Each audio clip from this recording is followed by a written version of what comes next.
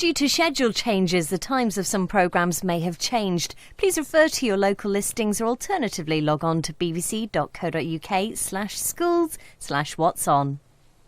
I am shaped like a sunbeam, but contain no light. I was built by thousands, but sleep one at night. I'm aligned with the stars, but seated on sands, engineered and constructed by ancient hands. I'm man's greatest achievement, but just how and why did I come to be 480 feet high? A one-off, groundbreaking new program unravels the mystery of how the pyramids were built through the eyes of those who built them.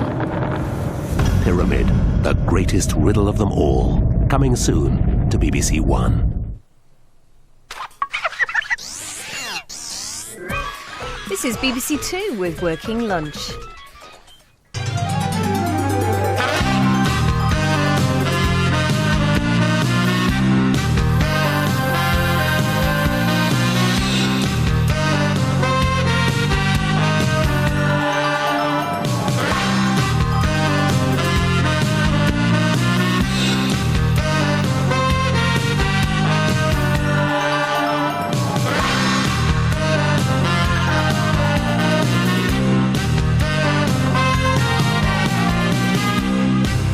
Good afternoon, welcome to Working Lunch. I'm Adam Shaw.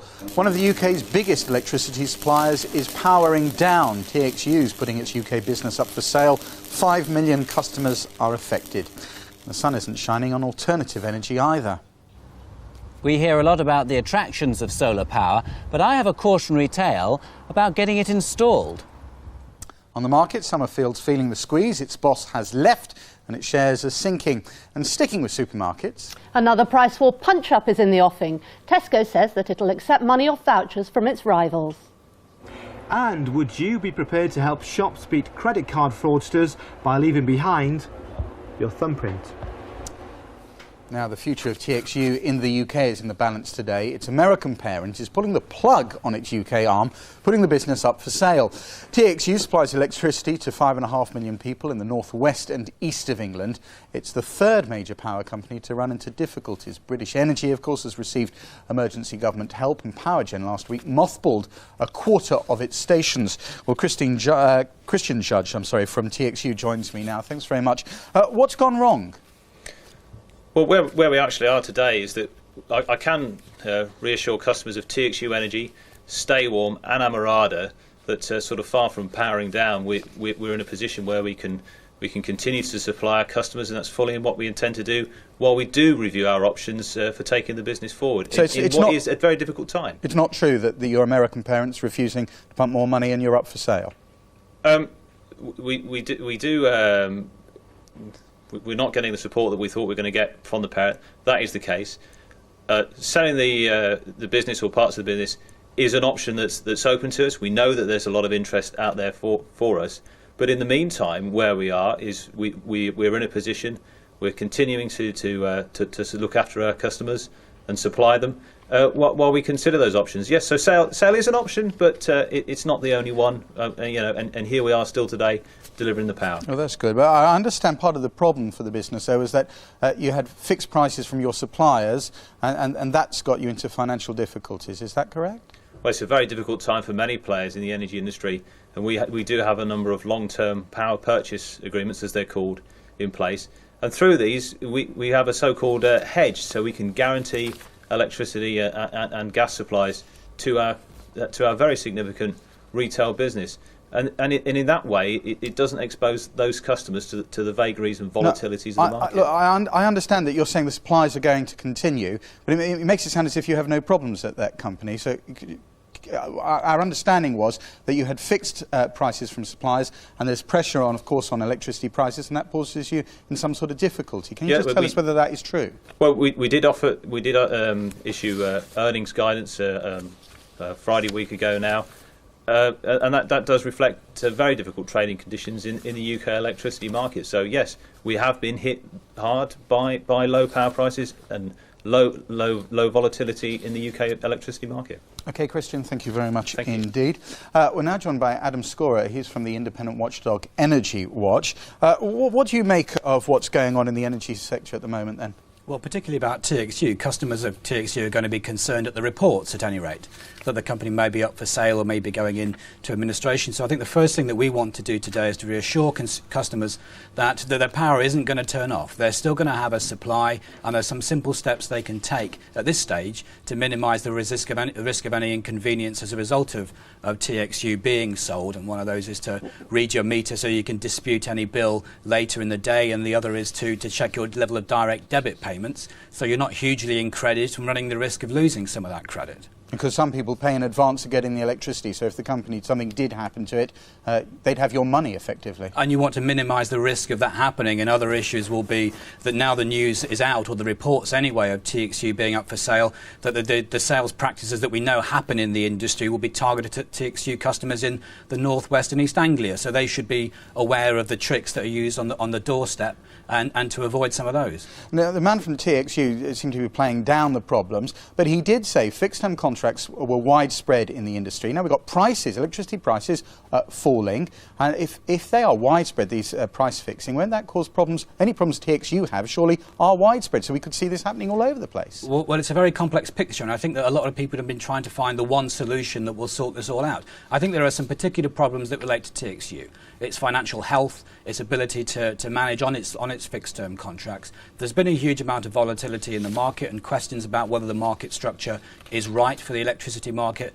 This time, a lot of finger-pointing, especially from companies, at NETA, the new electricity trading arrangements that have brought a 40% reduction in wholesale prices, although I have to say we're yet to see those benefits get passed on to consumers. So there's a complexity of issues that are affecting this market. What we don't want to see, what Energy Watch doesn't want to see, is a knee-jerk reaction because of the problems being faced by one, even if it's one of the big players in the market. There is an energy white paper coming out in the new year. It's time for the DTI and for Ofgem to rationally set out what are the problems in the industry and how can we solve them in order that consumers are guaranteed affordable value for money and security of supply. Adam, thanks very much indeed.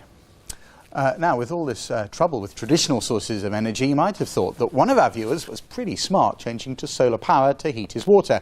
Clever idea, didn't work out. Here's Simon.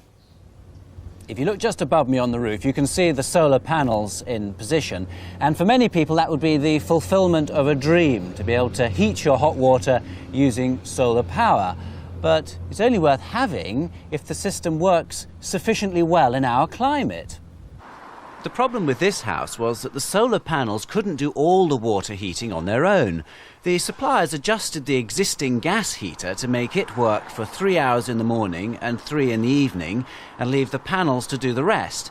But the owner became suspicious. I started hearing popping noises in here. When I looked at it, I could see gas coming on and going off. It seemed to me that the thermostat was saying, the water isn't warm enough, I should come on. But the clock was saying, no, it's not the right time for you to come on. What happened then was that in May, I woke up 2 consecutive mornings with a headache and wondered what was this? It's not normal to have a headache in the morning like that. And I thought something not quite right here. I went outside and I could smell gas.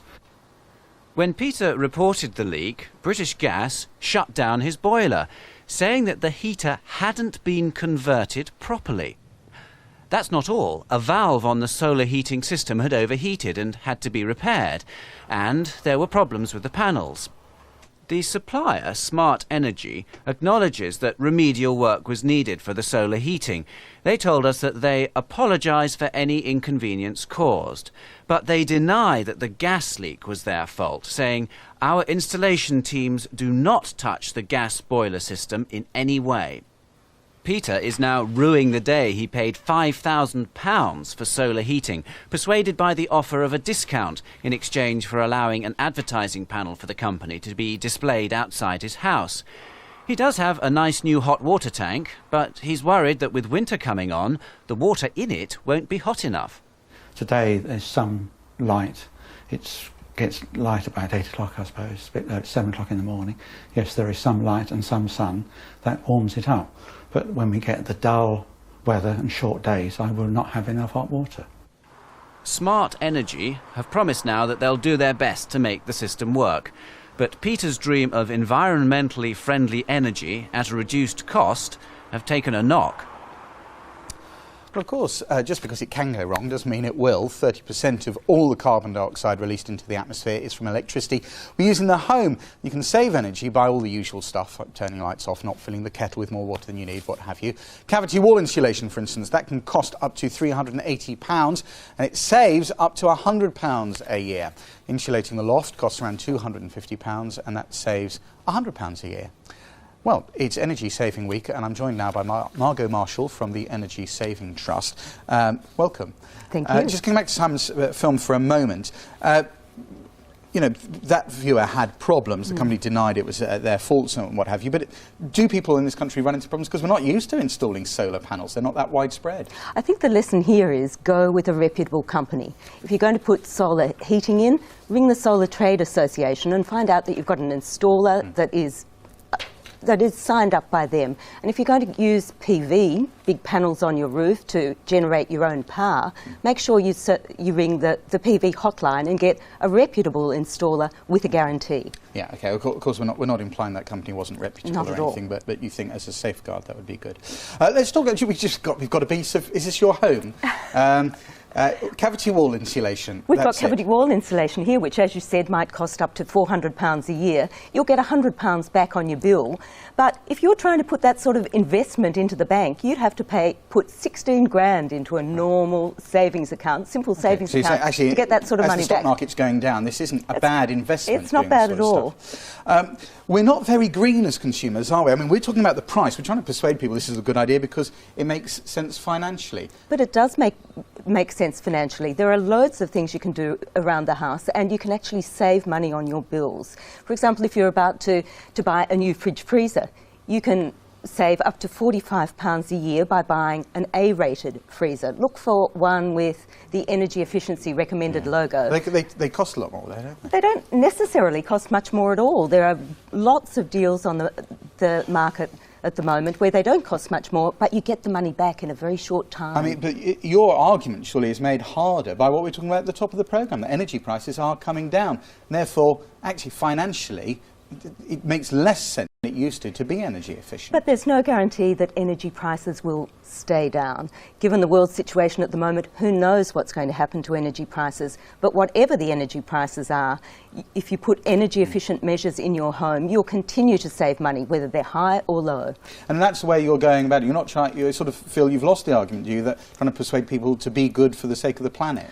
I think there are some people out there in the community who will just put energy efficient measures in because they care about the environment, and we want everyone to realise that if we all did the little things like switching lights off, getting the most efficient boilers, looking for the most energy efficient appliances, we could all make a huge difference. We really have a huge problem confronting this country with climate change. We can all make a difference. And I know if people have questions about how to save energy, you have a helpline on the web. I think that's on the screen at the moment, and a telephone number 0845 727 7200. Very briefly, how do we compare with the rest of the world then in our energy saving?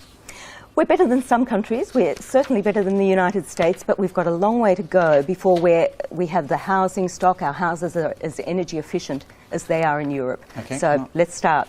Margot, thanks very much. You can pick up your house, take it home. Take care. Thank you. Quick look at the other business news now. A £450 million package of aid for rural post offices is expected to be announced by the government this week. The rural network loses about £3 million a week. It's likely to increase from next April when the government starts to phase out the payment of state benefits through post offices. The low-cost airline EasyJet is planning to order 120 new aircraft from the European plane maker Airbus. It's thought the price tag is around £4 billion. And dozens of you have been in touch after we highlighted the problems of some of you were having with the internet service provider Tiscali. It carried on taking money after your subscriptions had been cancelled. Now, we're hoping to have the boss on the programme tomorrow to answer your questions. If there's anything you'd like to put to them, including how to pronounce their name, please contact us. Details on how to do that are at the end of the programme. That was just my question, by the way. Now, you don't normally get something for nothing, but you do today, courtesy of Working Lunch. Up for grabs is a free copy of our newsletter, jam-packed with interesting bits, plus a very nice bald picture of me. In fact, looking at it, they're really enormous. Shows you just how bald we all are. Where is it? There's Simon. He's bald as well. And there's a rather bald picture of Rob at the back. Anyway, if you're interested in bald people and interesting articles about finances, get in touch on the email working.lunch@bbc.co.uk. And if you are emailing us, please put the word newsletter in the subject box, or you can write to us at the normal address. Now, Essex Police are trailing a new scheme to cut credit card fraud. It involves getting your hands dirty. Rob's here. Yeah, I always seem to get these jobs, don't I, Adam? This is Gibson Sports in Chelmsford in Essex. It's one of a number of shops around the town that are taking part in a pilot scheme to cut down on credit card fraud. Basically involves leaving your thumbprint behind every time you buy something with a credit card. Now, it might sound quite drastic, but it's in response to a very drastic problem. Let's just take a look at some of the figures nationally. Retail crime, it's reckoned, costs the industry £2.2 billion a year. Credit card fraud in particular actually costs the whole economy £400 million a year, and by 2005 that's expected to rise to £600 million. So how does this scheme work? Well, let's take a look. A busy high street with specialist shops is a favourite target for credit card fraudsters. That's why so many businesses here in Chelmsford have signed up for the scheme. Some shops say they haven't had a single instance of fraud since. The process itself is pretty simple. You find what you want to buy, just like in a normal shop, approach the counter, offer your credit card. There we go, Brian. Thank you very much. We're taking part in the police scheme to combat fraud, in which we're asking customers to put their thumbprint on the reverse of the top copy. Okay. If you wouldn't mind using that pad. Any thumb in particular? No, either thumb. It's non-greasy, non-marking, it won't harm your clothes. And then please just print the back of the top copy. Thank you very much, that's superb. So there we go, pretty simple and painless, and look, clean thumbs. It's only a pilot scheme, but customers and potential customers seem to support it. So what did you think when they asked you to do it? A bit strange, I wasn't quite sure about it, to be honest with you, what it's all about and that. But yeah, it's alright, it's security, innit? Did it not bother you as an idea? I think it's superb. No. Yeah, it's a good idea. I think it's fine, I don't have a problem with that. It's just, obviously, if you lose your card, it makes it safer, doesn't it, if someone picks it up? I think it's a brilliant idea, why not? Yeah, if I had a credit card, I'd put my thumb on it every time. But not everyone's been so enthusiastic.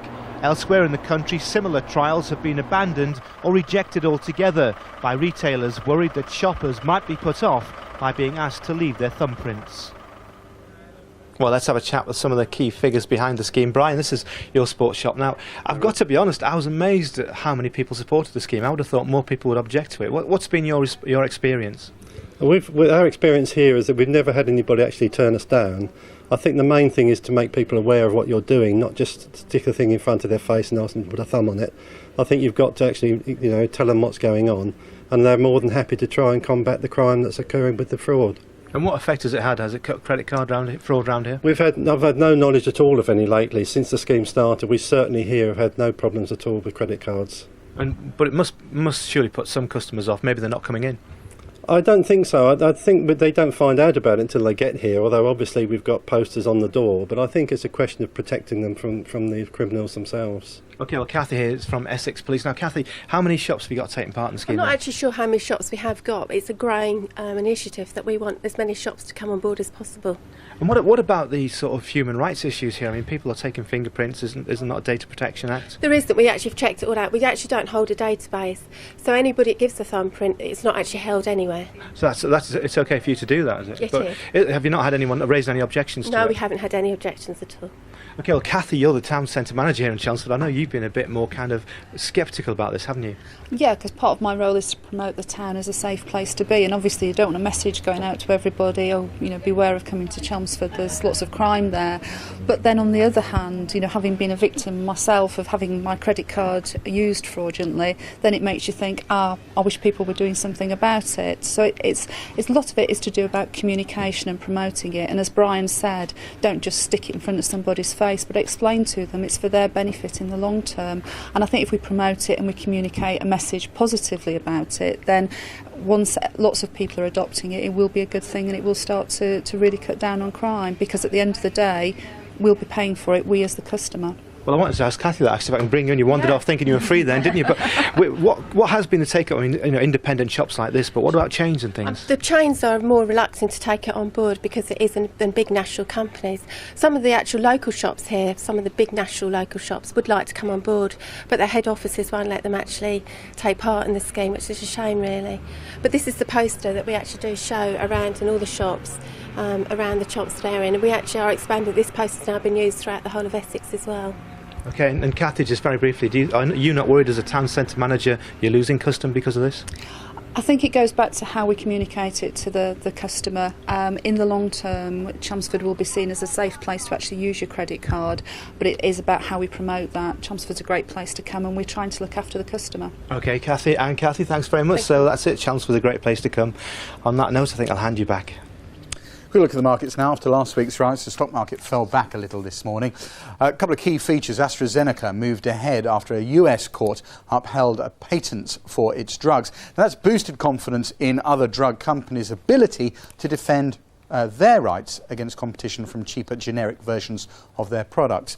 This is the drug sector. Obvious to see which one's out in front. AstraZeneca shares the biggest gainer in that sector. Bigger blocks, bigger moves. AstraZeneca shares up 12.5% there. Moving on to neighbouring sector. Look at this go.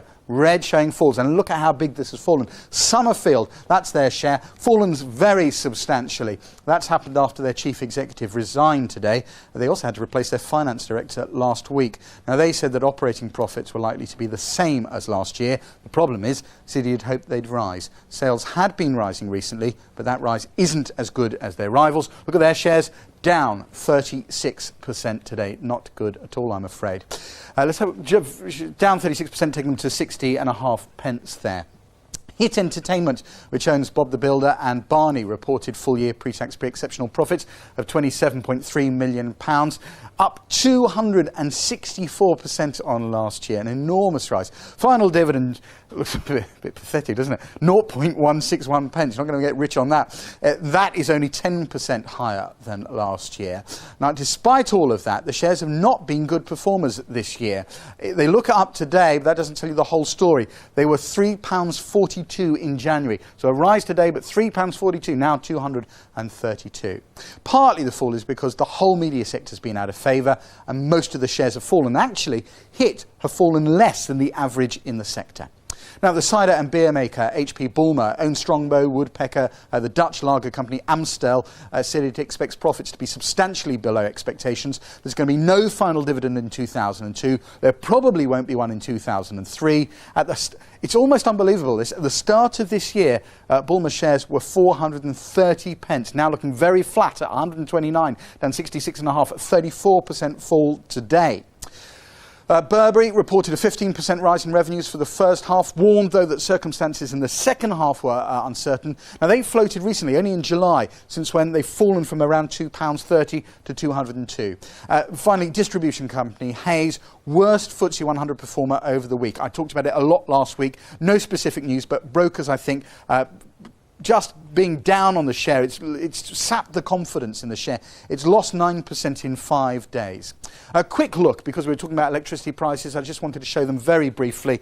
Well, they're down, but not dramatically so, and we've got Scottish and Southern actually rising a tiny bit. Look at the FTSE 100. It fell back this morning. It's still down a third of 1%, but nothing too dramatic, taking us to 3,941. Now, you can now, I hear, use Sainsbury's money off vouchers in Tesco's, all part of a new price war. Gillian's here. It sounds like a price war, is it? Well, it's officially a coupon war, but right. I think all these things in the end of the day translate into price wars. What's happened is that for the last couple of years, Sainsbury has been producing vouchers 4 times every year. And they put these discount vouchers out recently, and Tesco's turned around suddenly and said, any discount voucher that you get from Sainsbury's, we will honour. Any discount voucher you get from Safeway as well, to be fair, Tesco will honour. And Sainsbury's now says that there are more and more vouchers on the way, and although they won't actually say it, the vouchers that are being printed are in competitive areas. So they are in areas where there are Tesco's and there are Safeways. And as I say, they won't admit that they're particularly Tesco's store, but analysts that I've spoken to say that they think that that probably is the case. So the suggestion is once that Tesco says we'll accept Sainsbury's vouchers, Sainsbury's cranked it up and went, right, here's millions of Exactly. And, you know, you look at this first of all and you think, goodness, Tesco is going to suffer because they're going to have to pay out at the end of the day loads and loads, keeping Sainsbury's customers happy. But I think once you look at it a little bit harder, it's actually going to backfire for Sainsbury's, and Tesco's will gain. Because what does it mean? It means that if you get your money off voucher, you will then think, oh, well, maybe I will go into Tesco's. And if you haven't been into a Tesco's for years, you might go in and they've dragged you in off the street from their rival. And, you know, although they may lose a little bit of money on it in the short term, in the longer term, if they can translate those Sainsbury's shoppers into Tesco's shoppers, then it'll do them a lot of good. So I think in terms of Sainsbury's, it could be a very dangerous game to be playing, to be issuing more and more of these vouchers. And a lot of the analysts say that they think this is part of a broader picture and that Sainsbury's boss has really been far too timid when it comes to marketing overall. When Sir Peter Davies took over, Sainsbury's was in trouble. That's why he was given the job. At that moment, Sir Peter Davies had the chance to make a nice, clear, simple statement about Sainsbury's. He had to choose between quality and price. Unfortunately, he didn't choose. He wanted to be friends to everybody. Tesco is the only organisation which can have both messages, quality and price. All the others, Marks & Spencer, Waitrose, you name it, can't. Unfortunately, Sainsbury's won't make that decision, and they're suffering because of it. I mean, I really wouldn't want to be in Sainsbury's shoes right at the moment. They've been losing market share and losing it to some unlikely players. If you take a look, I've done a very long-term market share graph here, which is go right back to 1994, and you can see Sainsbury's there was the undisputed market leader. And you look at that and you think, 1% difference between Sainsbury's and Tesco's, but frankly, this is a market worth billions, so 1% translates into millions and millions of pounds. So, clear leader there, 1994. Let's spool forward to the year 2001, which is the latest one for which there's data. Sainsbury's has gone down. Tesco's has risen massively, as we all know. But I think the one that they really need to watch is that little green one, Asda, which has gone from 6.7% up to 9.6%, which is more or less a 50% rise in those years. And Asda is really biting now at Sainsbury's heels. And just the other day, Sir Peter Davies, who runs Sainsbury's, did have to admit that Asda may well overtake them in the longer run. He tried to play it down, saying market share isn't everything. But we know that when Tesco overtook Sainsbury's, Sainsbury's really lost its nerve. So if it now drops to number 3 player, I'd hate to see what happens to them. Now, as we always say, all this might be bad or good for the companies, but it's always good for the customers, right?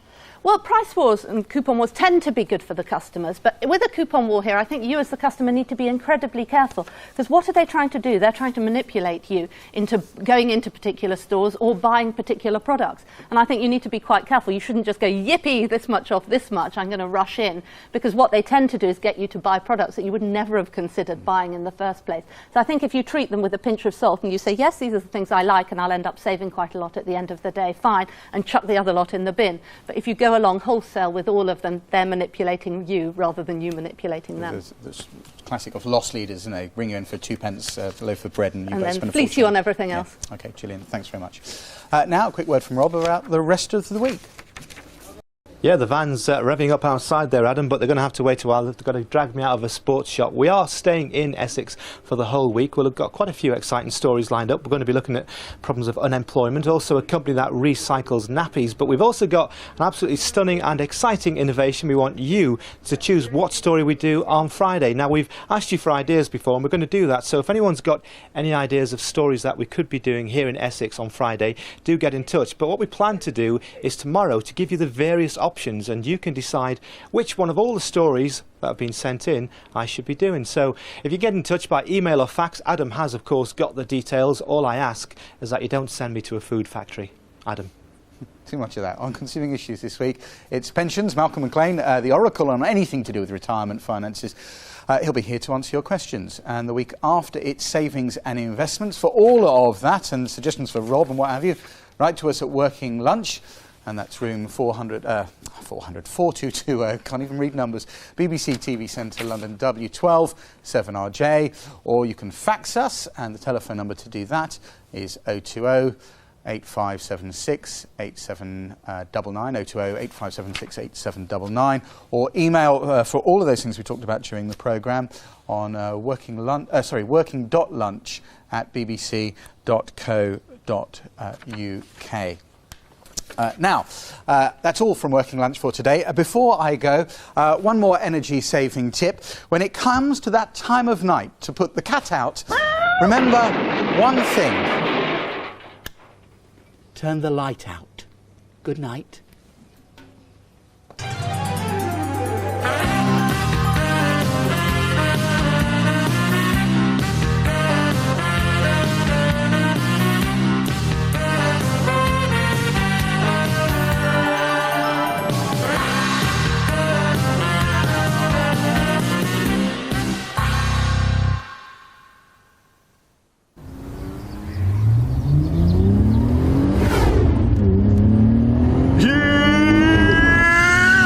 The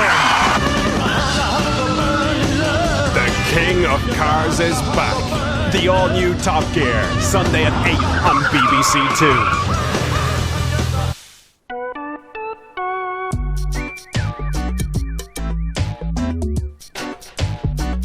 Lunchtime fun on BBC Two now with CBeebies.